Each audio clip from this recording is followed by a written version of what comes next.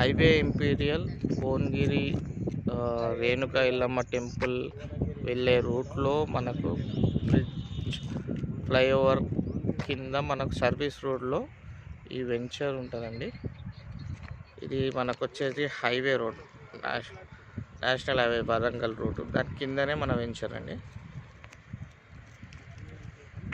దీంట్లో మనకు వచ్చేసి